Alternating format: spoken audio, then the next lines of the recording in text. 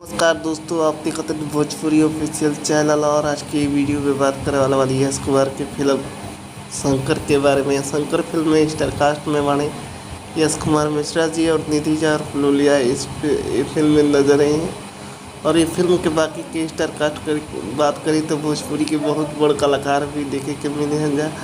और ये फिल्म के ट्रेलर पोस्टर को रिलीज डेट आ चुकल बा। ये फिल्म के फर्स्ट लुक पोस्टर रिलीज कर दिया गया बा और साथ ही साथ एक ट्रेलर के भी टाइम कंफर्म कर दिया गया बा। ये फिल्म के ट्रेलर कल सुबह 6:30 बजे रिलीज़ कर दिया जाए वर्ल्ड वाइड रिकॉर्ड्स कंपनी पर।